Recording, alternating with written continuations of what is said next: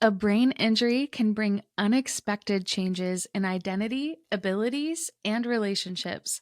And when things feel different, grief is a natural response.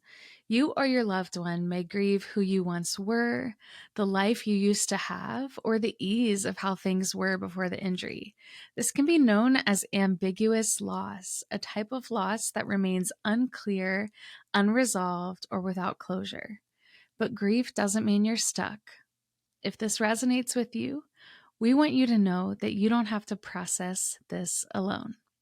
There is always hope, and you are not alone. Hi, I'm Cristabelle Braden, and this is my brain injury podcast, Hope Survives. This is an uplifting podcast to bring hope to your darkest days. As a survivor of traumatic brain injury and multiple concussions and re-injuries, I know what it's like to struggle to find hope. I don't want anyone to feel as alone as I did, and that's why over 10 years ago, I started an online community called Hope After Head Injury, which has now launched into a nonprofit organization called Hope Survives. Hope Survives envisions a world in which every survivor of brain injury and every member of their family are seen, loved, heard, valued, supported, uplifted, and never alone. This podcast is an extension of that, and I'd love to invite you to join along as we explore the realities of life with brain injury, with messages of encouragement, interviews with doctors and professionals, and survivor and family stories. No matter where you're at on your journey, there is always hope. With a little hope, you can make it through today. With a little faith, someday you'll get through the pain. Just a little love is enough to light the way through your darkest night.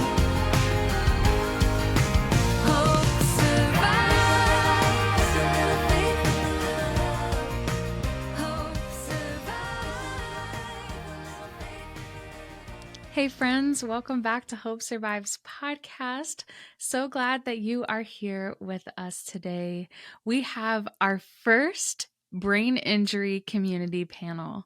We are looking forward to bringing you more of these panels throughout this year on different topics with brain injury. Today, we are joined by 3 survivors.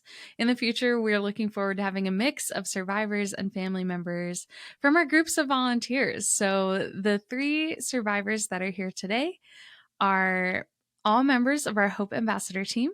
We have Helena Jacobson, who is a brain injury survivor, mental health advocate, and she founded a support group for people navigating post-concussive symptoms. And she has a background in somatic psychology, holistic healing, and mental health work.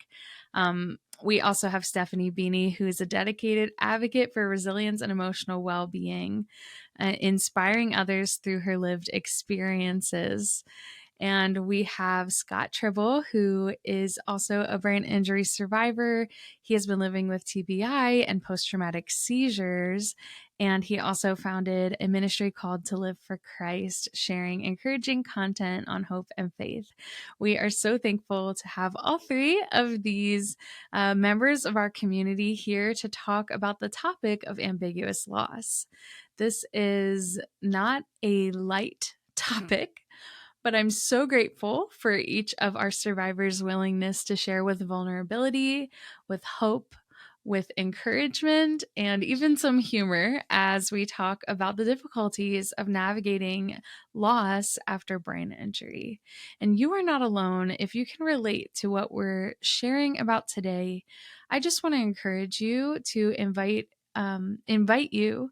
Sorry, I'm a little tired today. Invite you to join our online support groups at hopesurvives.org. And feel free to email and reach out to us anytime at hi@hopesurvives.org.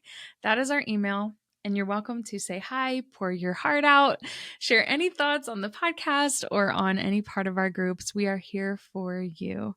We also have some grief processing resources available for both survivors and for family members at our resource hub, which is linked in the show notes, hopesurvives.org/resource. We had a really wonderful workshop on exploring ambiguous loss at the beginning of this month, and we look forward to doing more workshops as we are launched as a new nonprofit. Thank you for being on this journey with us. We are so grateful for a community of survivors and family members, and we launched some new support groups. We have Hope for Couples and Hope for Family. We have a new group coming next month called Found Connection for survivors who don't have a support system, as well as the Hope After Head Injury groups, the Renewed by Faith group. It's been really, really wonderful to connect with so many.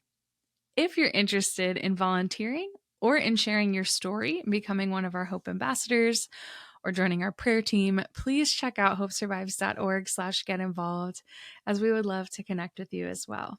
So thank you for being here. As I mentioned, I'm a bit tired today here as I'm recording this intro, but it was important to get this episode out to all of you.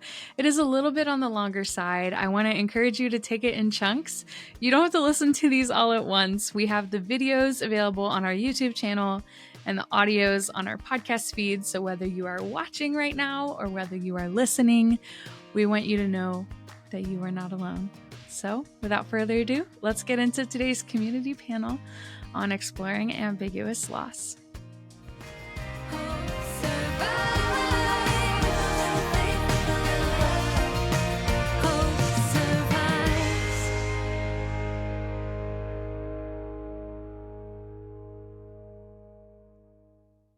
I am so excited to be here today with our first Hope Survives community panel. We have some amazing survivor panelists today who are also Hope ambassadors at Hope Survives. So I want to thank you all for coming. And as we get started, can you just start by sharing a brief overview of your personal journey with brain injury and what brought you to this panel today? So Steph, would you start us off? Yeah, hi, I'm Steph. And in 2019, I was in a car accident that was kind of the concussion to end all concussions. After a lifetime of being an athlete and playing sports, I'd had more concussions than I could count at that point, but I could no longer recover from them the way that I always had in the past. And so at that point, my life kind of changed completely. And I had to learn how to adapt and live a completely different life than I had ever lived.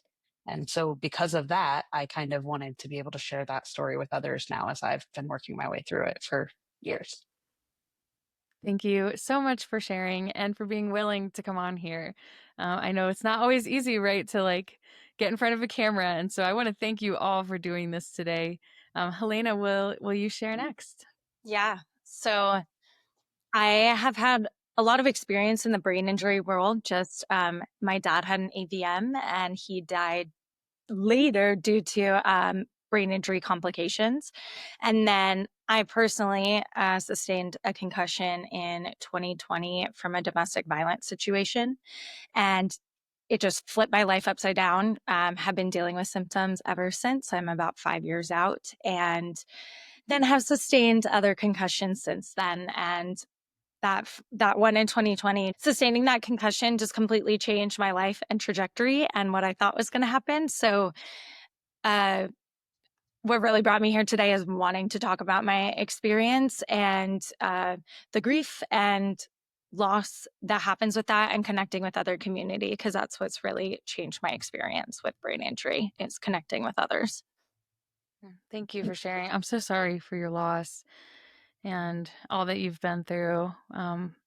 You encourage me already so much, and I'm so grateful that you decided to share with us today. So thank you for being here. And Scott, would you share? Yeah, in January 2023, I experienced a traumatic brain injury at work that completely changed my life, the trajectory that I'm on. As a result, I developed seizures. this activity has been confirmed by abnormal EEGs, along with cognitive, visual, and speech processing issues. I have developed extreme light sensitivity and cognitive overload that makes it unsafe for me to be outside in many environments. I went from working as a CPA and assistant controller at a bank to being mostly homebound now. And I'm here today because I want others to know they're not alone in the invisible struggles of a brain injury. Thank you, Scott, for sharing. So, our topic today is on ambiguous loss after brain injury. So, let's just go ahead and we can stay with you here, Scott. How would you explain the concept of ambiguous loss after brain injury to others? I think, ambiguous loss is grieving something that's gone, even though it's not clearly gone. After a brain injury, you might look the same on the outside, but on the inside, everything feels different. You lose your memories, your abilities, your independence, and sometimes relationships as a result of that. For me, with light sensitivity, cognitive overload, and sensory issues, even the things I used to enjoy became limited or no longer possible. And if I can offer an analogy regarding my career as a CPA, it's like playing in the major leagues. I was running a strategy, managing complex systems, juggling tight deadlines, and then suddenly, in a blink of an eye, I was put back into the minor leagues. There was no warning. Everything I used to do with ease now takes extra steps, longer breaks, or it's not even possible anymore. I went from managing, complex financial data and leading teams to struggling just to keep up with basic tasks. Some more functioning like a very low level bookkeeper on my best days. The shift is hard because the world sees the uniform, the CPA person that I was, or that I still am. They see the title, the past versions of me, but they don't see how the game has changed for me internally with my brain. And that's what makes this so unique, this grief and loss, is there's no closure, and often no one else notices that anything is missing. Yeah, and like grieving what was before, but others don't see it, right? And so it's Right. like this very isolating. That's what I'm hearing. Thank you, Scott, for sharing. Helena, would you share next? How would you explain the concept of ambiguous loss after brain injury? The ambiguous loss after brain injury is different than losing someone because other people see that. They know that you lost someone. But when it's a brain injury, I feel like I lost the person who I was before. I lost the way I think, the way I function, the career choice I thought I was going to have, the life plans I thought I was going to have. And yes, I live in the same body and that's what people see, but I don't feel the same inside. And it's really difficult to be in situations where people see me as my old self. I heard someone at the brain injury conference say, that was 1.0. This is Helena 2.0, and really having to think about it as separate lives and different people. And for me personally, I developed POTS and a few other things, but I was such an active person and outside every day, hiking every day, doing yoga, working out every day. And now I'm not able to in that same way. So losing the things that I felt that helped me feel so connected and grounded and helped me move through the world, I couldn't engage in any longer. So I think if I had to sum it up in a sentence, I would say that the loss after brain injury is something that's felt internally and not seen, but it's something that doesn't end. Thank you so much for sharing. So, Steph, how would you explain this concept of ambiguous loss after brain injury? So I like to think of it as it's kind of like the metaphysical, mental, and or emotional differences of like before and after. To, if you to make it a concise statement, but really it's It's a journey in a world where we are very good as humans at acknowledging loss that we can see.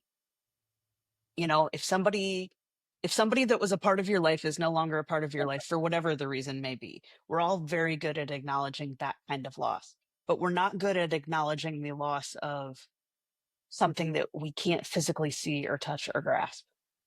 And so it's that journey in that side of things, um, in that side of a world that, you know, as human beings, we're just not evolved enough to be good at yet.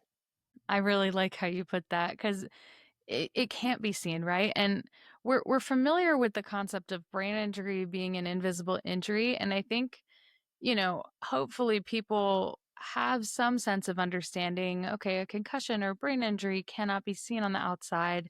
But when you go into the side of ambiguous loss, it feels like that's even more invisible, because someone who may acknowledge that you have cognitive struggles after a brain injury might not also be able to acknowledge the grieving side of it. And, you know, something that I encountered a lot was like toxic positivity of people just saying, well, just look on the bright side. And that's hard when you feel different, right? So my next question for you guys, and I'm separating these on purpose, but the first question is like, what aspects of self and identity have you felt impacted by loss? Then after that, I want to go to what aspects of like life and social relationships and work. So for this question, I'd love for you guys to really talk about the internal experience of self and identity and that feeling of feeling different. So Helena, let's start with you this time. A lot. um, I mean, I feel like the relationship with myself inevitably changed because I've changed. And it's been hard to make peace with the differences that I have in myself. Honestly, cognitively, intelligence, like I know I'm a smart person, but it's really hard to feel like I'm not smart anymore, or I don't sound smart or seem smart. And that really impacts the way I view myself and see myself, because I get down on myself or hard on myself. Like, why can't I do this thing? I used to be able to do it. And so it really has impacted the way I look at myself. But simultaneously, it's forced me to have to be more patient with myself and gentle with myself and acknowledge, like, this is who I am now. And these are my abilities right now. And it sucks that I can't do things in the same way. But that's been a practice. And I still have times where I miss and mourn like who I was before and wanting to get back to that. So it's really impacted like having to see myself and meet myself where I am right now, as opposed to keep looking to the past and trying to get back to that. Trying to get back to, in my head, this idealized version of myself. So I guess the way I interact with the world, the way I feel about myself internally, and honestly, yeah, my whole identity has shifted. Who am I if I can't do the things that made me me before? Thank you for sharing. Steph, Yeah. would you share next? Yeah, kind of building off of what Helena just said is, you know, so much of who we are is wrapped up in what we do. And so for me, I had 18 years of professional life that I had worked really hard at, and that was who I was, and that was where my relationships revolved around, was my life in my professional roles. Um, you know, I that's what I prided myself on being good at, and leading and doing all of the things that were a part of that world of mine. Um, and then it was all taken away from me. And no matter how much I clawed and scraped to try to make it work, I couldn't. Um, I remember attempting to go back to work and literally sitting, you know, after I held on to the walls to try to get to my office, um, because I couldn't walk that distance. I couldn't navigate the busy corridors of corporate society. Um, I got there and I sat there like a zombie and just stared. Um, I so badly wanted that life back.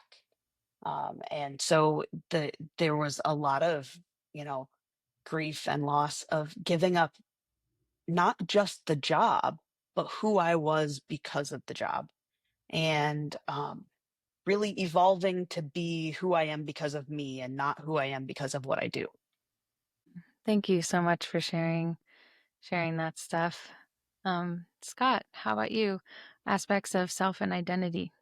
Well, the same with Helena and stuff. It's been very hard I feel like my identity and who I was before my brain injury is something different than now, I used to find my identity in my career. Being a CPA, I was a numbers guy. I was organized, dependable, always sharp and quick with any task that was given to me. My reviews were, basically indicating that I was excelling and on track to become controller, um, at the organization that I was at. And after the injury, I began dealing with all of these symptoms. At one point I couldn't talk, and I was diagnosed with neurogenic stuttering, and I'm still having mobility challenges that requires me to use a cane. I have constant headaches, constant fatigue, cognitive fatigue, and memory issues. And it's like what I used to be able to do, I'm no longer that person anymore. And it really hit home for me just recently because as part of my speech therapy process, I'm trying to integrate some of the accounting work with data processing, in Excel.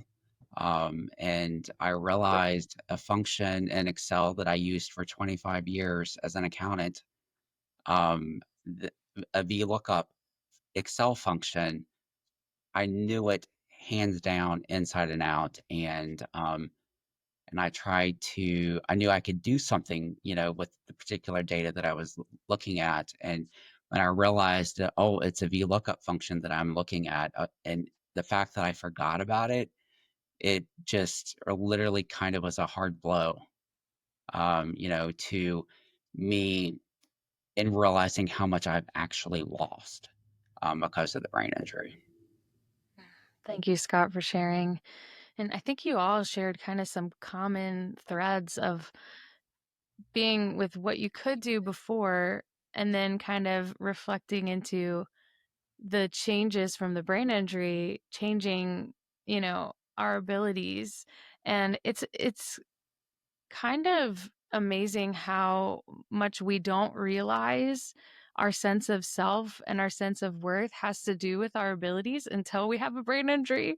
I think so many people on this world they don't think about their brains, or they don't think about like what makes them themselves. And now you have a brain injury, you're suddenly confronted with everything's changed so fast, and how do you kind of cope with that? So thank you all for sharing that side of the identity piece. I would love to hear now, like, what aspects of like life, I know everyone's life patterns are different, right? But like life patterns or like your social lives, and I know you've already shared a little bit about work, but anything on that side, like externally, what aspects have you felt impacted by this sense of loss? Steph, let's start with you. So I think, immediately there's that isolation that comes with sustaining a brain injury when you suddenly can't go out into the world that you were in. The world that you were in can't come to you, can't be around you. And when they are, they don't really understand what's going on. Um, so that isolation kind of builds. And as a result of that, really social relationships are easily strained. Um, your friends just don't always get it. Um, and and and I wouldn't have gotten it before either. So it's kind of like they don't get it, and you can't blame them for not getting it. But at the same point in time, you need people in your life that do get it. Along with the loss of profession, like we talked about, and identity being wrapped up in that, I developed, financial strains. I was no longer working, and kind of a need to go change all of my personal goals. So, like, where everything that I had as a goal in my life was wrapped up around the things that I did, and I wasn't doing those things anymore. And so, what were those goals? And it took a while to kind of figure out how to reestablish goals that were meaningful and motivational and beneficial in my life in a way that I wouldn't just get discouraged because I was never going to meet them. Thank you for sharing, Steph. Helena, would you share next? Yeah. Um, what aspects of life, social work have been impacted? Everything. Everything has been impacted in some way or another to some degree or another. And I felt that really strongly in my social life, but also just what I did on a day to day basis. I was such a go getter. I was constantly busy. I was working multiple jobs while in school, still maintained a social life. Like I was constantly doing something. And sustaining a brain injury really, really changed that for me. I went from, 4.0 student, working multiple jobs, being a case manager, to struggling with tasks and independence and having to ask for help, having to find resources that could help support me in regaining independence. I went from being constantly out of the house to being such a homebody. And there isn't a part of myself or my life that brain injury hasn't touched or impacted in some way. Thank you for sharing. It is a lot. I'm feeling you guys. I'm feeling the heart. So Scott, how about you? What aspects of social life, work, life things has been impacted by this sense of loss? Well, like Helena said, there's not any part of my life that this brain injury hasn't impacted. I mean, I lost my ability to drive because of the seizures and the visual processing. I'm not able to work. Attending church is virtually impossible because of all of the visual, auditory, light sensitivity issues that I have. They could potentially trigger seizures. Going out to just the grocery store, and seeing the thousands of products on the shelves, or even into the restaurant and hearing the people chattering, and there's background music in the back. Trying to even use earplugs to kind of minimize that down. It's still there's it's overwhelming for me. And every time I go out, I end up having to rest for hours after it. And a lot of people don't realize that. They think it's easy for me to be able to just get up and go. And it's not that simple. It's basically anything that I do, I'm putting myself at risk. And so at times I feel, you know, trapped in my house, because the life that I had, with work, being very social with people, going to my mom's for Sunday lunch, and or et cetera, it's all kind of come to a halt. But it's a loss, but at the same time, I've gained so much more because throughout all this, I've been able to get stronger in my relationship with Christ. And so that I'm very grateful for. Thank you, Scott, for sharing.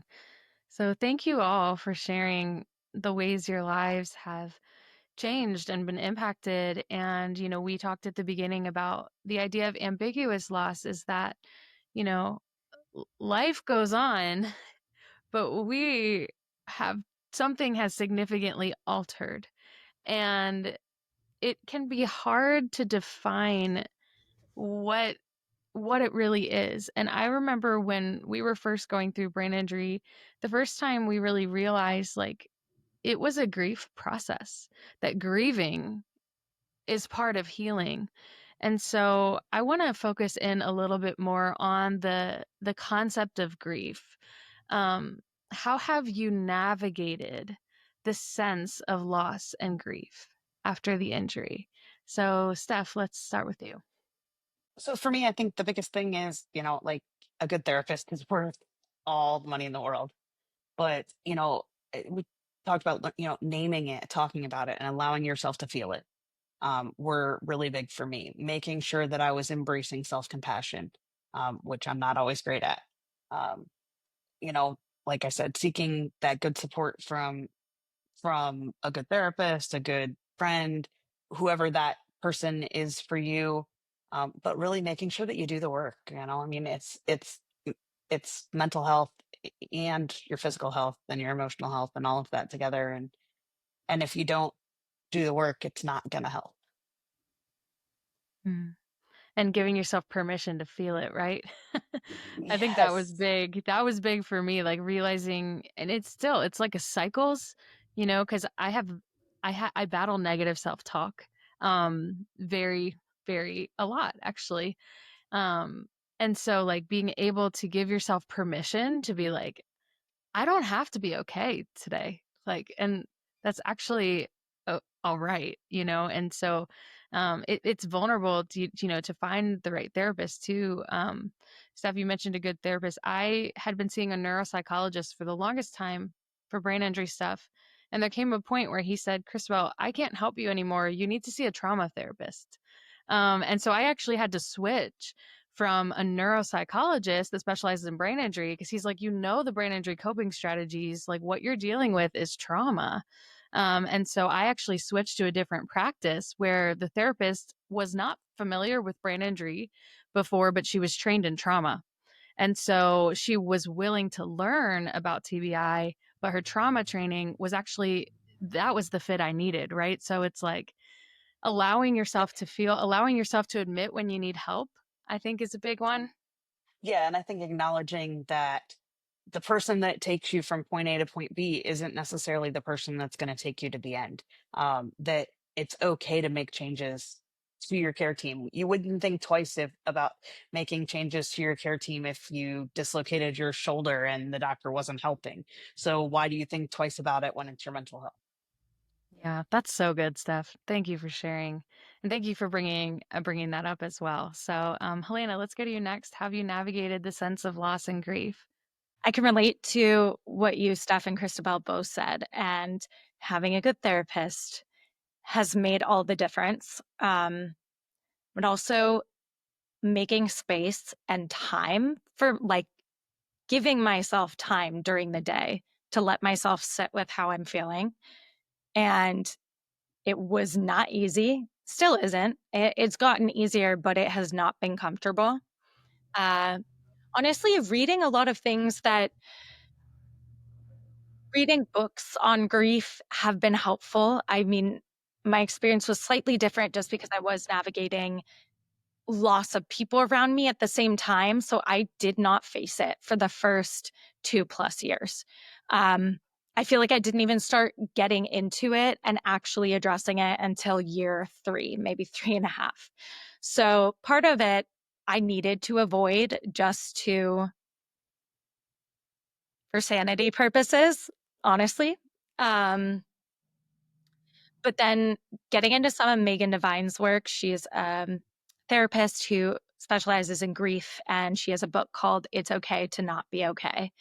And once I started doing grief groups, my intention was to go into it doing it for my dad, but it also wound up helping me work through some of the grief and loss with brain injury. I think a lot of them are applicable.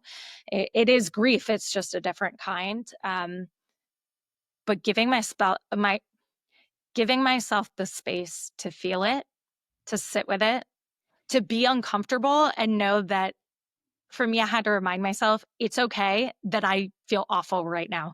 It's okay that I miss who I was. It's okay that my heart aches, that I can't get back to that. I can't just, conjure that self out of thin air. So a lot of it has been, still is, accepting and meeting myself where I am today and recognizing what can I do today. A mantra for a lot of it has been just for today, or this is what I'll do today. So taking it one day at a time and sometimes just moment to moment.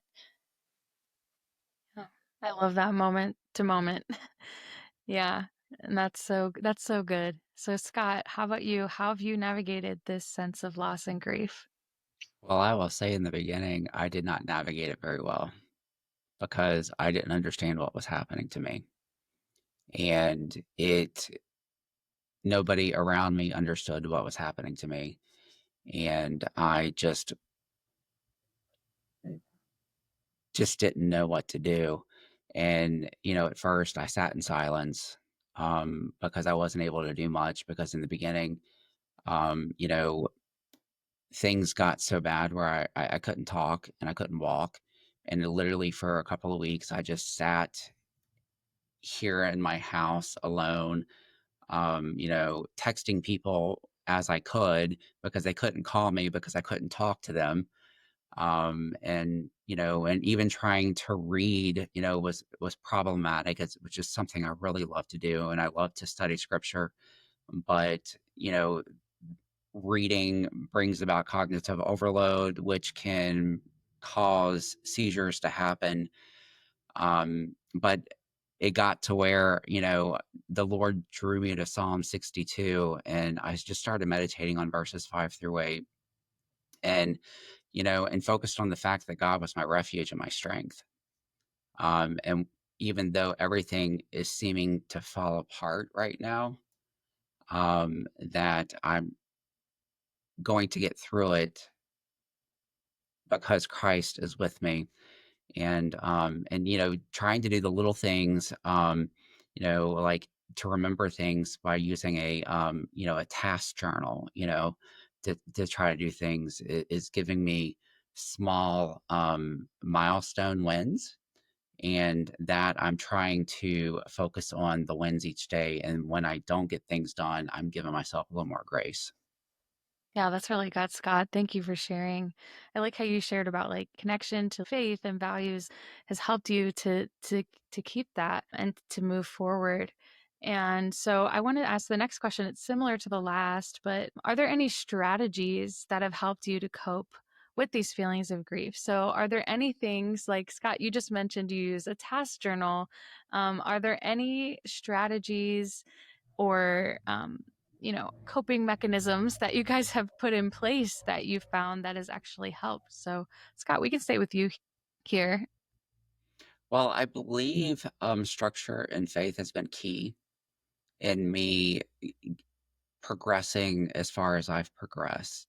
You know, Alongside of the task journal, I track my symptoms, and I'm constantly self aware of what is going on. And I'm trying to, reach out to people that I've met in support groups, watching podcasts like yours, and, just to try to help understand what, I can do to kind of cope with this feeling of grief during my recovery. But most importantly, it's been leaning into scripture and prayer, talking to the Lord, and sharing, devotionals and testimonies of what I'm going through with others, to helping them stay grounded in their own journey. Thanks, Scott. Yeah, it's a very personal thing, right? Like for every person, it's going to look a little bit different as to like what resonates and what helps you. And so thank you for sharing that. Steph, what strategies have been helpful for you? So I mean, it's been a few years for me on this journey at this point, but so I've developed a lot of them and I've probably left just as many in the dust as I still continue with. But really acknowledging where I'm at physically, mentally, and emotionally in each moment, and then adjusting to that and, allowing myself to be where I need to be when I need to be there in that mindset. I do a lot of insight timer meditation type stuff. That definitely helps to calm the nervous system down and, kind of recenter. Um, I work really hard at reframing negative thoughts. It's so easy to be so negative, is Mhm. when you're on this journey, and to understand that it's okay to have negative thoughts. It's human nature to have negative thoughts, but what's not okay is to not get stuck in those negative thoughts and in that negative cycle. And so, to take those negative thoughts and reframe them. And so, like one of my biggest things is remembering I can't do this, and then, well, yet I can't do this yet, and it doesn't mean I'll never do it. Maybe I will, maybe I won't, but I can't do it yet. It's not that I can't do it. It's that I can't do it today. I can't do it in this moment. Um, and really just kind of, reframing any of those negative thoughts kind of similarly to that. I've attended numerous support groups over the years, including the Hope After Head Injury groups, on and off for many years at this point. And I felt that education for myself and those around me was important. Understanding what's going on in my brain down to, the nerdy science level, was important because I am nerdy like that. Um, but really just kind of the more I understood what was going on, the easier it was for me to accept what was going on and to process through that. Um, Finding a structure that works for you. And then when it's not serving you anymore, adjust. Don't just, this is what I do and this is what works for me and it's not working for me anymore, but it did for a long time and so I'm going to keep doing it. Well, no, adjust, stop, reevaluate where you're at. Where are you at in the moment, and adjust and go forward. And then celebrating the small wins. One of the hardest things, like daily task that I have had to do over the years, is make coffee. Um, I love coffee. I have to have my cup of coffee in the morning. It doesn't have to be a good cup of coffee. It just has to be a cup of coffee.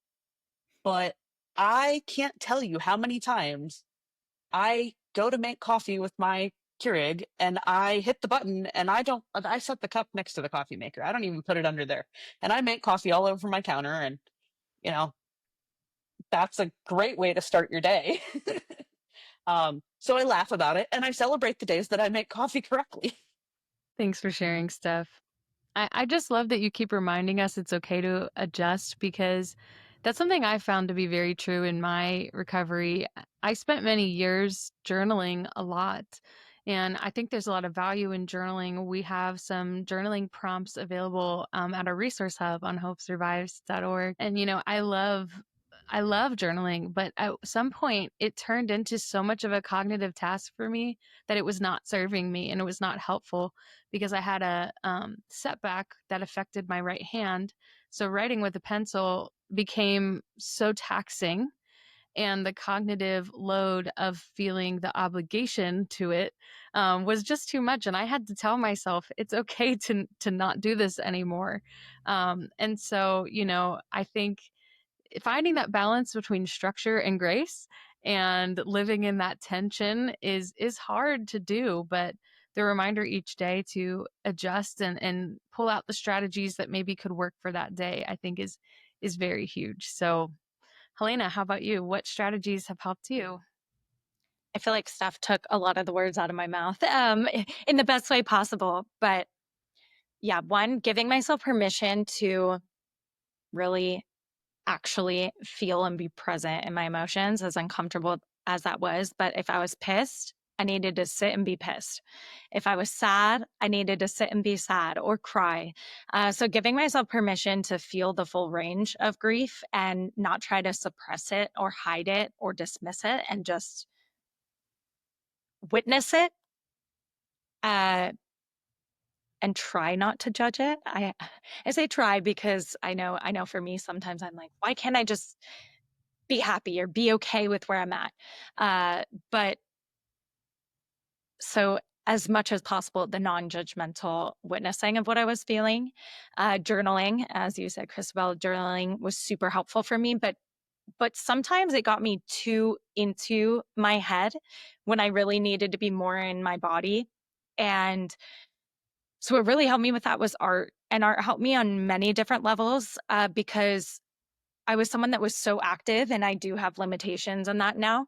And so if I couldn't go outside, well, I would try to get some sunshine during the day and be more aware of how does the sun feel on my skin, and pay more attention to the little moments. And I could notice if I was having a better mental health day by how much tea I was drinking. If I was drinking tea, I was taking a second to sit. I was taking a second to taste it, smell it. And art, if I couldn't go outside, but I could draw something or paint something that reminded me of a time where I felt really happy, it just looks different now. And I had to keep reminding myself, it just looks different now. This is what it is now. As Steph said, yet. I can't do this yet. And this is what it is now. Calling friends. Friends were super helpful. Community has made such a difference. Educating myself, just like Steph said, looking into the neuroscience of it too, to just really understand what was actually happening, empowered me to get it. I could calm myself down and really be present if I understood what was happening. And humor, laughing about it. If I can't change it, honestly, even laughing when like this sucks and acknowledging this sucks and all I can do is laugh about it. Laughing, joking, finding ways to joke about the things that frustrated me. I used to get so upset and so frustrated that I struggle with driving now too. I was always the driver of my friends. So now I just laugh. Yeah, I can't drive. Like making jokes about it has softened the blow a bit. And engaging with Love Your Brain and mindfulness practices. And also setting realistic goals. Instead of, yes, I still aspire to some of the things I had before, but they have to look different. And part of those realistic goals for me was reminding myself that maybe a goal isn't realistic right now or yet. That doesn't mean it won't be. So if my goal is to start driving again for half an hour, I first have to start with driving for a minute. Or even like a lot of it too, if I couldn't physically do it, a lot of it was sitting in, a lot of it was imagining myself doing it. And a lot of the practice of grief has been imagining what it would feel like to fully embrace who I am now and the changes, but those changes also looking at the positive side. So for me, my brain didn't work in a science way before. I didn't maybe process neuroscience in the same way. And now I love it. And I feel like such a nerd about it. So I embrace that. And looking at the positive things, like, yes, this sucks, but look at all the people it's brought me to. I mean, I probably wouldn't be sitting here doing this podcast if this didn't happen. Not to negate the pain, not to dismiss it in any way, but acknowledging, I think, all of the sides and the full scope of it. That was a lot of strategies. Sorry. Yeah, no, that was great. I love hearing those strategies, and I love the reminder to acknowledge the full scope, right? That it's multifaceted. Brain injury is not one-dimensional, and life is not one-dimensional. So being able to have multiple sides to it.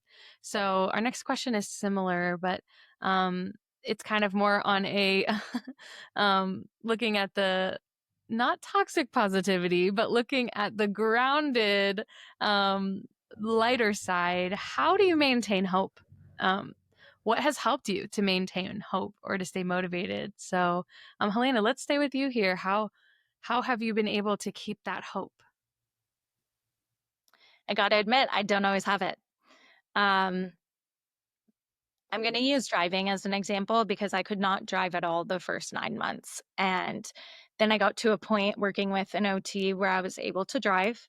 I was pushing myself, and after another concussion, I can't drive more than 5 to 10 minutes again.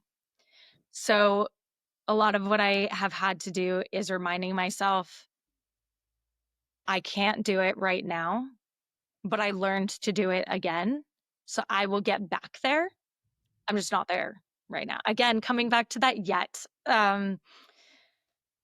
It's hard. It's been hard to stay motivated at times. There are times where I've gotten really depressed.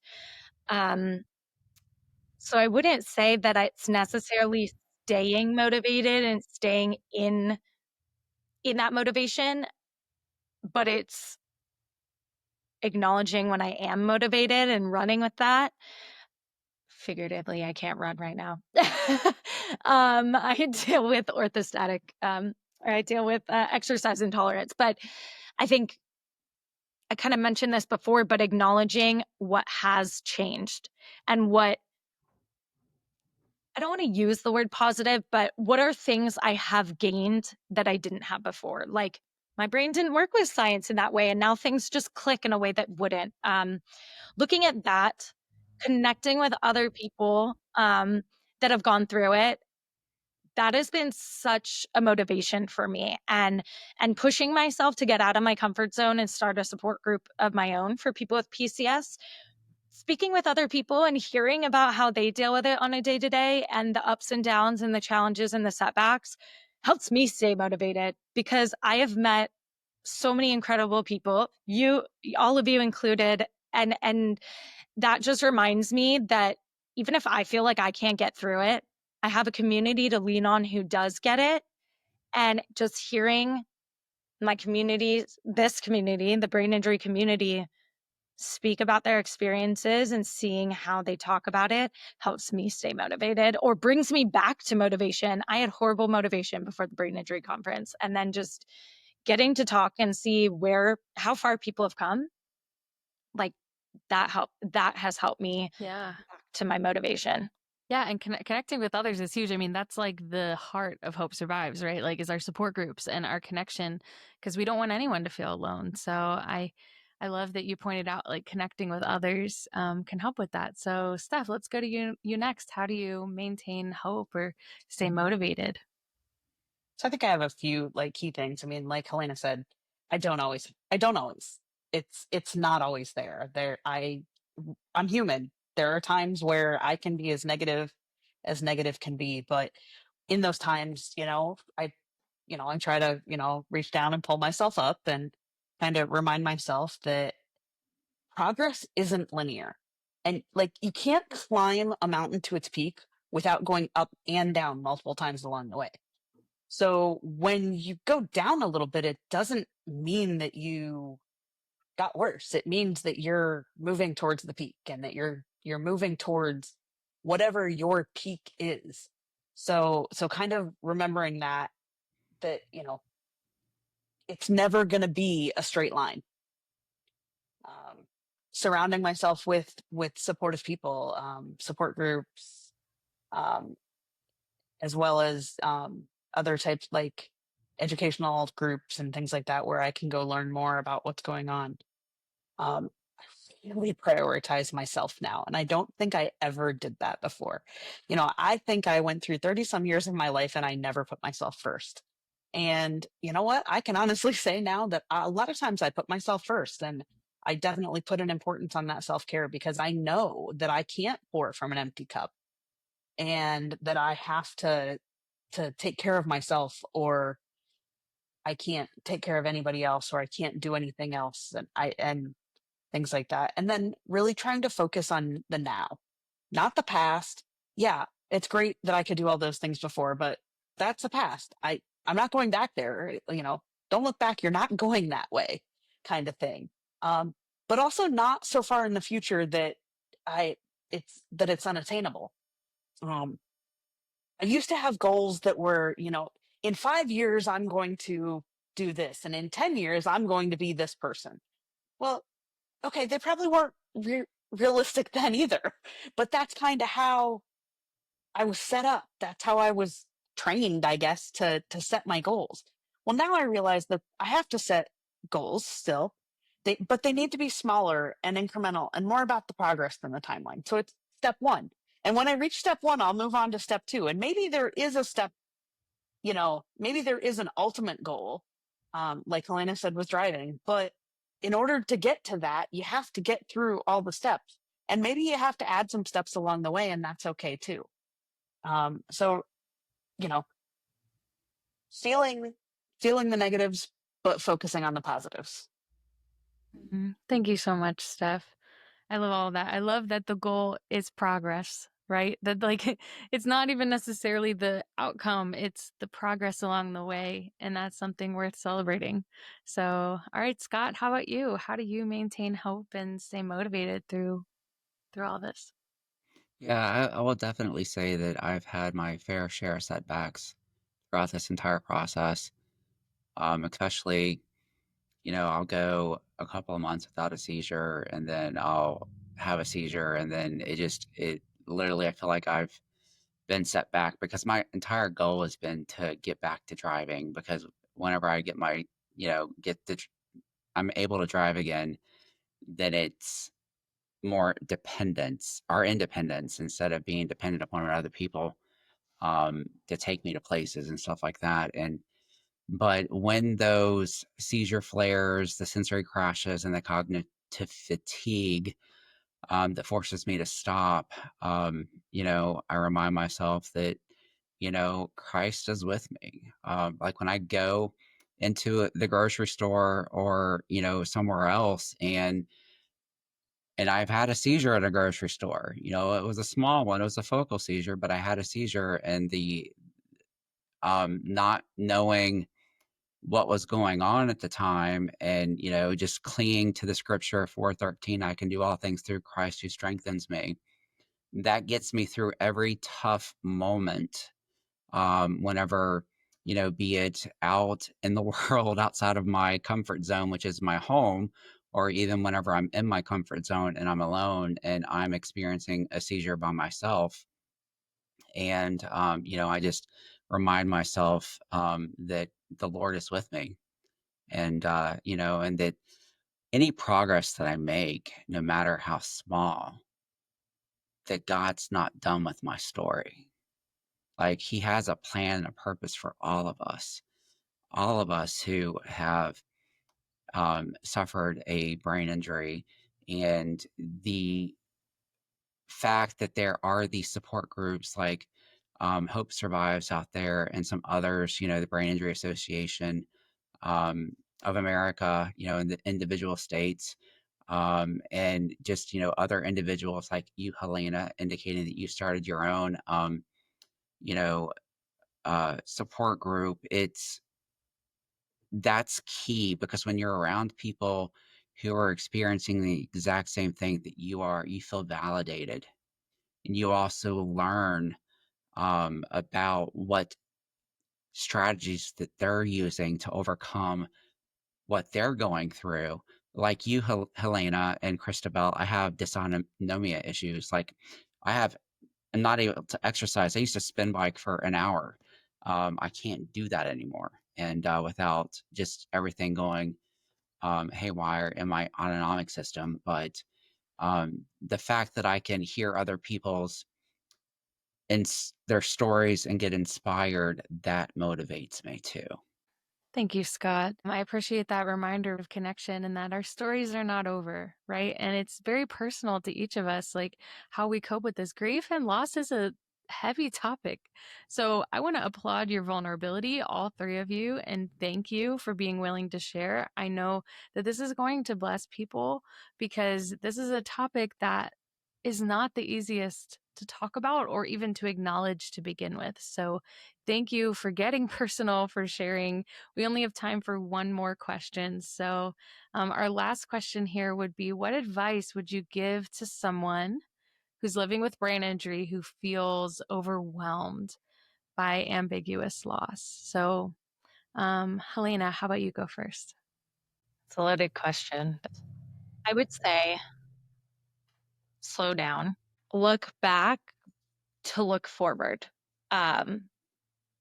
So look at how far you've come from when the initial injury happened and what has changed throughout that. I'd also say connect with other people who get it. Get involved in the brain injury community. If I could go back, I would have done that from the beginning. And I guess reminding anyone going through this or feeling overwhelmed that even though you feel so alone and like no one will understand, and of course, no one will truly know what it's like to be in your shoes except for you, but knowing that there is a community out there that does get it more than most people and connect with them. People also can't help you if you don't tell them you need help. So I would say do that. Talk to people, talk about it, get help for yourself if you need therapy. And yeah, be honest about where you are. First, be honest with yourself about where you are. I know I did not get honest with myself until years after. I wish I did sooner. But if you're feeling overwhelmed, acknowledge that you're feeling overwhelmed and everything feels like too much. Take it one day at a time, 1 minute at a time, sometimes even 1 second at a time. And yeah, connect. Yeah. Yeah. Thank you. Thank you, Helena. Let's go to Scott next, and then we'll end with Steph. So, Scott, what advice would you give to someone living with brain injury who feels overwhelmed by ambiguous loss? Well, first off, you're not crazy. You're not alone. The grief is real, even if others don't see it or recognize it. Whatever symptoms you're going through, they don't take away your worth. And like Helena said, reach out to people who understands brain injury. You need to be patient with yourself, and most importantly, know that there's hope when you feel stuck. God sees every tear, every setback, and every misunderstood moment that occurs as a result of this brain injury. What others have overlooked, God will use. He can redeem even the hardest part of this journey that you're going through, even when the lights are too bright and your world gets small. God's presence is not limited. Thank you, Scott. Steph, how about you? What advice would you give to someone living with brain injury who feels overwhelmed by ambiguous loss? I would remind them that recovery is a journey that's unique to every single person. It can feel overwhelming, but resilience really does grow out of the smallest of victories. It's important to embrace the ever evolving and always changing version of yourself. To wake up each day and honor where you're at. Give yourself permission to feel the feels and change as much as you feel you need to. Um, Everyone evolves. Nobody is who they are. Nobody is today who they were 5 years ago, whether they have a brain injury or not. So don't expect yourself to be that exact same person anymore either. Allow yourself to evolve.